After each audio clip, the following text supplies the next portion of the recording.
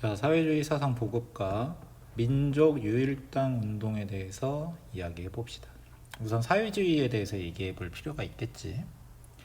자, 사회주의 사상은 말하자면 공산주의 사상과 비슷한 건데, 자, 러시아 혁명이 러시아에서 일어나서 이제 사회주의 사상이 처음으로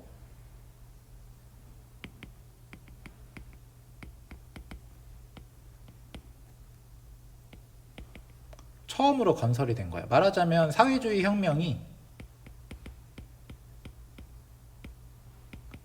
성공을 하게 된 거지. 그 전까지는 사회주의, 공산주의라는 거는 그런 운동을 하는 사람들이 내세우는 이론 같은 거였는데, 그 이론에 따라서 국가를 건설하는 것이 실제로 일어나게 됐다라는 거야. 그래서 이후에 이제 연해주와 일본 등지, 연해주는 러시아 땅이니까 당연히 이 혁명의 영향을 받았을 것이고, 일본 같은 경우에는 당시 사회주의가 유행이었기 때문에 해외에서 들어오는 사상이었어. 그래서 일본에서도 그 사회주의에 대한 이야기가 많았기 때문에 연해주와 러시아 땅인 연해주와 그리고 우리나라보다 해외에 새로운 사상이 빨리 들어오는 일본에서 사회주의가 먼저 받아들여지게 되겠지. 자, 국내에서는 이제 19년에 일어났던 3.1운동 이후에 이 사회주의에 대한 관심이 높아졌겠지. 그래서 청년과 지식인 중심으로 이 새로운 사상인 사회주의를 공부하는 경우가 많아졌단 말이야. 그래서 독서회 같은 경우에는 책 읽는 모임인데 어떤 책을 읽느냐? 사회주의 서적을 읽는 거지. 그래서 그 독서회를 기반으로 조직을 만들어서 활동을 했대.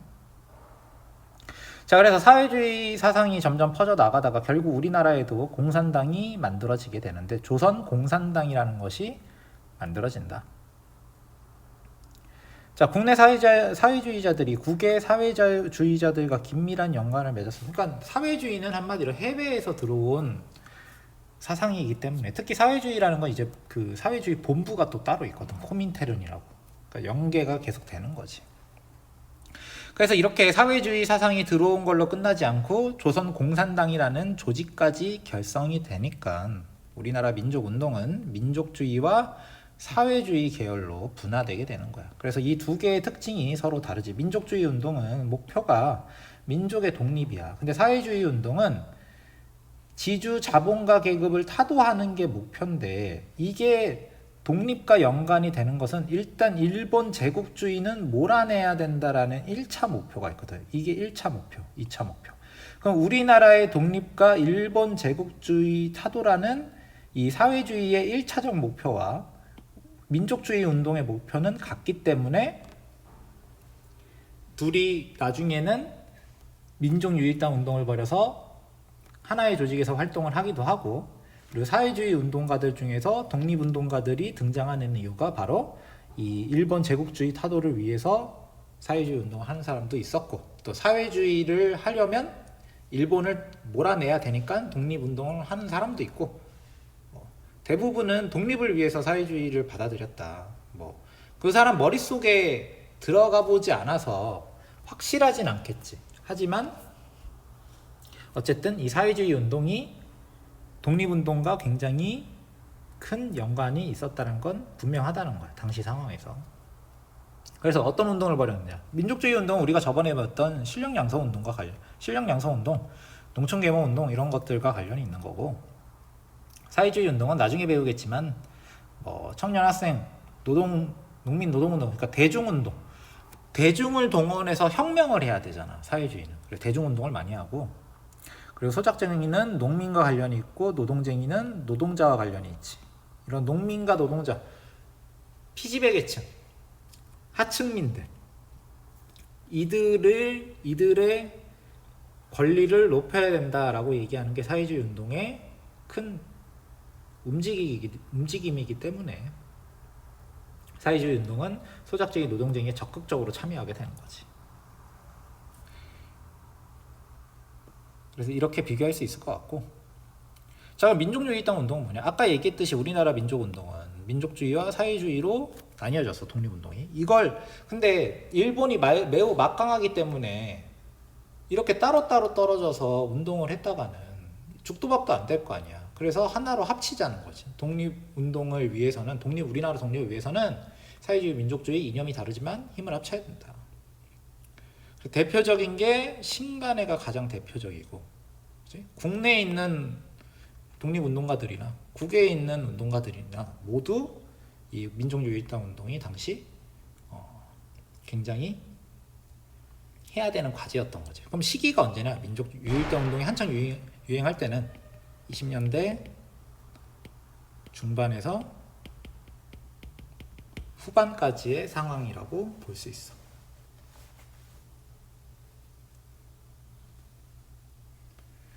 자, 그럼 민족유일당 운동이 벌어질 때 이제 다른 나라의 상황이 영향을 주거든. 어떤 상황이냐면, 자, 코민테른이라는 국제 사회주의 단체가 있어. 여기서 자, 전 세계 사회주의자들은 민족주의자들과 협력하라. 제국주의들을 몰아내기 위해서는 이념이 다르더라도 민족주의자와 협력을 해야 된다는 명령을 내린단 말이야. 이 사회주의 단체 최고회의가 코민테른이기 때문에 전 세계에 있는 사회주의자들은 이 코민테른의 명령을 듣는단 말이야. 근데 이 코민테른이 이제부터 민족주의자와 협력해 이랬단 말이지.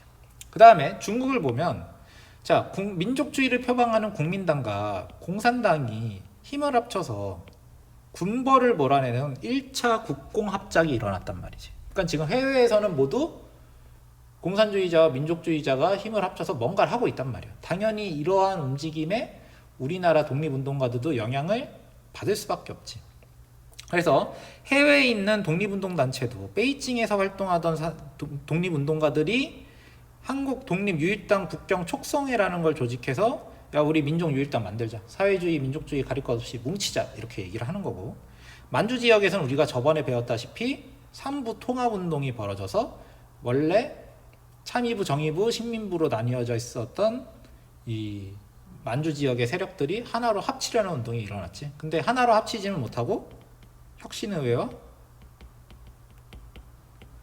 국민부 이렇게 합쳐지기는 하는데, 어쨌든 지금 다른 나라도 그렇고 국외에 있는 독립운동가들도 뭔가 민족유일당 운동과 관련된 활동들을 계속 하고 있었다는 거예요.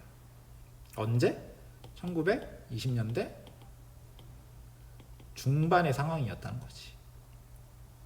자, 그럼 국내에서는 어땠느냐? 국내에서는 지금 민족주의자들 입장에서는 이게 문제야. 자치론이라는 게 대두했어. 자치론이 뭐냐면, 자, 민족주의자들 중에 일부가, 야, 독립은 어차피 안 돼, 독립 포기하고 일제와 타협해서 자치권이라도 얻자라고 얘기하는 거야.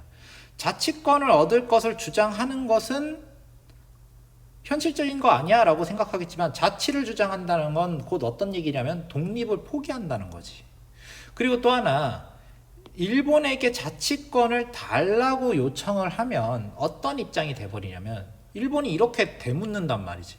우리가 자치권을 주면 니넨 도대체 뭐 해줄 건데? 그러면 자치론자들은 이렇게 대답할 수밖에 없다고. 우리가 일본의 통치에 협조하는 모습을 보여야 일본이 우리에게 자치권을 준다. 그러니까 자치론은 한마디로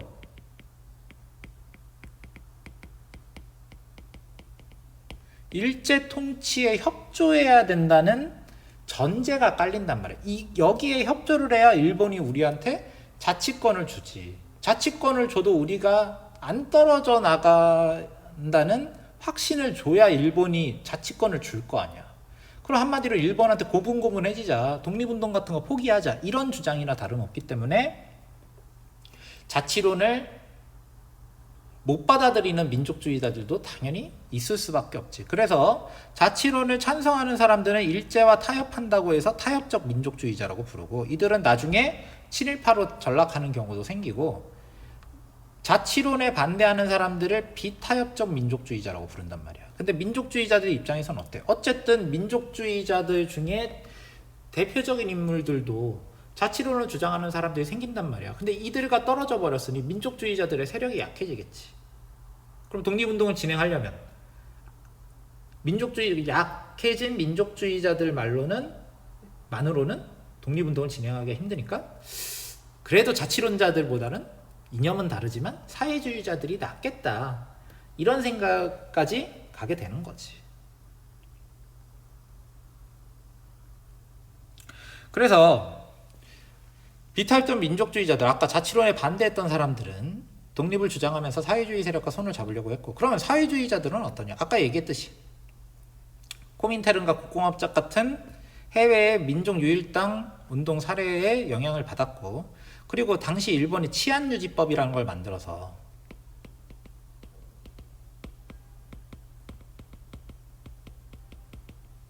사회주의와 독립운동을 엄청 탄압한단 말이에요. 특히 사회주의자들이 탄압을 많이 당했는데, 예를 들면 아까 봤던 조선공산당이 사실은 계속 탄압을 당. 1차 조선공산당, 2차, 3차, 4차, 5차 막 이렇게 몇 차까지 조선공산당이 존재한단 말이지. 왜 1차, 2차, 3차, 4차 이렇게 되느냐? 조선공산당 먼저 만드니까 일제가 바로 검거해버려. 그럼 남아있는 사람들이 2차 조선공산당 만든단 말이야. 3차, 4차 계속 이 치안유지법 때문에 사회주의자들이 계속 감옥에 갇힌단 말이야. 그래서 사회주의자들은 민족주의자들과 손을 잡아서 뭔가 합법적인 활동으로 세력을 키워야겠다는 생각을 하게 되는 거지. 그래서 민족주의 세력과 연합할 필요가 있다라고 사회주의자들도 생각을 하는 거야. 결론이 뭐냐? 민족주의, 사회주의 모두 각자의 이유 때문에 서로 손을 잡아야겠다는 생각을 하게 됐다는 거지. 해외의 움직임도 있었고, 국외에 있는 독립운동가들이 민족유일당 해야 된다, 그런 움직임이 보이는 것도 있고, 그리고 민족주의는 민족주의 입장에서, 사회주의는 사회주의 입장에서 민족유일당 운동이 필요했다라는 거지. 그래서 어떤 식으로 진행이 되느냐? 우선 1926년에 60만 세 운동이 일어나면서 민족유일당 운동에 영향을 줬다. 이 60만 세 운동을 민족주의자들과 사회주의자들이 같이 준비했거든. 그러니까 같이 일을 해볼 만하다 이렇게 생각을 했겠지. 자, 26년 7월에는 조선민흥회가 결석이 돼서 비탈적 민족주의자와 일부 사회주의 세력이 연합을 했고, 자, 정우회라는 사회주의 단체에서는 정우회 선언을 발표하는데 이런 얘기를 한단 말이지. 결론만 얘기할게. 민족주의 세력에 대하여는 여기에 단서가 막 부르주의, 민족주의, 뭐 어쩌고저쩌고 하는데 결론이 이거야. 이렇게만 이어서 봐봐. 민족주의적 세력에 대하여는 단서가 붙어있지만 결론이 뭐야? 적극적으로 제휴한다. 민족주의 세력과 제휴한다고 얘기하고 있지. 그래서 이런 분위기로 계속 무르익어 가면서 결국에는 민족유일당 단체가 만들어지는데, 그것이 바로 신간회라는 거지. 자, 신간회는 아까 얘기했듯이 사회주의 세력과 민족주의 세력의 연합인데, 민족주의 세력, 그냥 민족주의 세력이 아니고 자치론 때문에 갈라진, 자치론에 반대하는, 즉각 독립을 주장하는 비타협적 민족주의 세력과 사회주의 세력이 모여서 만든 게 신간회라는 거지. 그러면 자치론을 주장하는 타협적 민족주의자들은 자치운동을 벌이는데, 아까 얘기했듯이 자치운동은 뭐가 전제로 깔리게 될 수밖에 없냐면 일제 통치에 협조하자라는 결론으로 빠질 수밖에 없는 거야. 자, 그래서 계속 봅시다. 자, 비탈적 민족주의 세력과 사회주의 세력이 연합했지 아까. 그래서 이 신간회는 또 합법적인 단체야. 공식 단체야. 총독부에 막 알렸어. 우리 이거 만든다. 공식적인 단체로 만들어버렸어. 그래서 언제 만들어지냐면 1927년 2월에 창립이 되는데, 회장이 옆에 나오는 이상제라는 사람이야. 이상제는 기억날지 모르겠는데 앞에 우리가 배운 적이 있지. 바로 앞에 있어.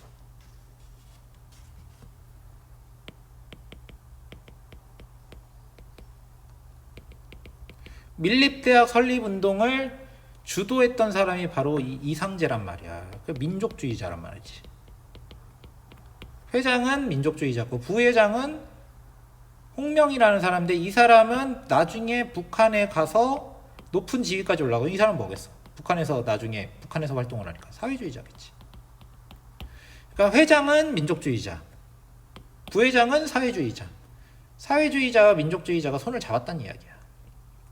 그래서 전국에도 지회가 있고 일본 만주에도 지회가 설치될 정도로 굉장히 규모가 컸단 말이야. 회원이 4만 명이나 돼. 일제시대 최대 규모의 단체다. 그지? 그러니까 이 정도로 민족주의자와 사회주의자가 모여서 하나의 단체를 만들었고, 이 규모가 굉장히 컸단 말이지. 그것이 바로 민족유일당 단체 중에 가장 대표적인 신간회라는 단체라는 거야. 어떤 활동을 했을까? 이 신간회가. 자, 신간에는 아까 얘기했듯이 각 지회를 중심으로 강연을 벌이거나 노동, 농민, 수재민 구호운동, 그리고 만주동포 옹호운동 등 다양한 사회운동을 벌였다. 말하자면 지금의 시민단체 비슷한 역할을 했다는 거야. 독립을 위해서, 그리고 한국인의 권리를 위해서. 자, 그러다 1929년에 광주학생 항일운동이 벌어지는데, 이 광주학생 항일운동을 큰 규모의 항일운동으로 발전시키기 위해서 진상조사단을 파견하고, 이걸 기본으로 해서 3.1운동 같은 민중대회를 개최를 시도했는데 당연히 일제방해겠지. 일제방해로 시행되지 못했다. 그 옆에 나와 있는 지도는 신간의 지회 숫자야. 어때? 전국 각지의 지회가 굉장히 많지. 그치? 그러니까 신간에는 규모가 컸고 사회주의 민족주의가 뭉쳐서 만든 이념을 뛰어넘는 민족유일당 단체고 전국적인 단체이기도 한 거지. 그리고 보면 알겠지만 27년의 지회 숫자보다 31년의 지회 숫자가 많은 걸로 봐서는 이 신간의 활동은 계속 활발하게 진행됐다라고 볼 수 있어. 그래서 이런 주장을 했다라는 거야. 도쿄 지회. 그러니까 신간인데 도쿄에도 지회가 존재했다는 거. 일본 도쿄에도. 그치? 내용을 보면 한국인의 권리와 관련된 내용들이 있지. 언론 출판 결사의 자유를 주장한다. 단결권, 파업권, 단체계약권의 확립이다. 소작일의 노예적 부역을 폐지한다. 그러니까 이런 어때? 농민과 노동자의 권리에 대해서 많이 얘기를 하고 있지. 그럼 이건 뭐겠어? 사회주의의 영향을 사회주의자들이 지금 신간에 들어가서 활동하고 있다는 것을 보여주고 있는 거지. 그지? 그 다음에 막 교육, 그지? 이런 주장도 하니까 이런 것들은 또 민족주의자와 관련이 있다라고 볼 수도 있겠지. 그지? 옆에도 마찬가지고 이게 바로 신간의 실제 활동 사례라는 거지. 자, 근데 이런 규모가 크고 활동이 잘 되고 있었던 신간회가 해체가 되는데, 자, 이유가 어떻게 있냐? 여러 가지가 있어. 첫 번째, 일제가 당연히 공식적인 단체지만 활동을 제대로 못하게 지속적으로 탄압을 했겠지. 자, 그리고 아까 코민테른에서 민족주의자와 제휴를 해야 된다고 얘기해서 거기에 영향을 받았다고 했는데, 자, 얘네들이 지금 30년대 되니까 신간회가 만들어지고 얼마 안 지나서 노선이 변경됐어. 그지? 이들 단체 안에서 많은 투사의 획득에 노력하면서 민족주의와 기계주의자의 유유부단성을 폭로해야 할 것이다. 아까는 같이 협력해야 된다더니 지금은 얘네들을 공격해야 된다라고 얘기하잖아. 민족주의자들과의 제휴를 부정하는 거야. 그럼 왜 코민테는 이렇게 노선이 변경이 되느냐? 아까 중국에서 일어났던 국공합작이 맺어졌다고 했는데 이게 결렬됐거든. 그러니까 당연히 사회주의 이 코민테른 쪽에서 민족주의자들과의 제휴를 굉장히 부정적으로 본단 말이야. 자기네들이 당했다고 생각하거든. 거기에 플러스 신간의 내부에서도 지도부가 우경화됐다고 하는데 이게 무슨 얘기냐면, 자, 타협적 민족주의자들이 지금 30년대에 신간의 지도부와 연관이 맺어지게 됐단 말이지. 자치론적. 그러니까 우리는 분명히 비타협적 민족주의자들이 사회주의자들과 제휴한 것이 신간회라고 얘기를 하는데 은근슬쩍 자치론자들이 끼어들게 됐다라는 거야. 그래서 내부의 갈등이 일어날 수밖에 없는 거지. 어떤 갈등이 있겠어? 민족주의자들, 야, 지금 코민테른에서 니네가 민족주의자들 공격하라고 이런 노선 변경이 일어났잖아. 니네 수상해? 이렇게 얘기하는 거고. 사회주의자들, 야, 니네는 뭐 자치론자들을 데리고 오냐? 타협적 민족주의자들을 데려오냐? 얘네랑 어떻게 같이 일을 해? 갈등이 심화된단 말이야. 이념이 애초에 다르기 때문에. 그래서 결국에는 1931년 5월에 더 발전적으로 나아가기 위해서 잠시 활동을 멈춘다는 뜻의 해소안을 채택하지만 이게 뭐겠어? 실질적으로는 해체라고 얘기할 수 있겠지. 그래서 신간회는 1927년 2월에 만들어져서 1931년 5월 여러 가지 활동을 했고, 일제시대 가장 큰 단체이기도 하지만 외부적인 요인의 영향을 받아서 만들어진 단체잖아. 물론 그게 100%는 아니야. 내부적으로도 필요성을 느껴서 한 건데 이 외부의 상황이 바뀌니까 신간회가 민족주의자와 사회주의자들의 연합이 좀 약해졌고, 그래도 12월 태제 나오고 나서 3년 더 갔으니까 그래도 이 신간회가 괜찮다고 생각을 했나 보지. 하지만 내부적으로까지 갈등이 벌어지고 나니까 더 이상 오래 갈 수가 없는 거지. 이념이 다른 사람들끼리 뭉쳤기 때문에 그걸 유지하기가 마냥 쉬웠던 건 아니었던 거야. 자, 그래서 오늘은 여기까지 하겠습니다.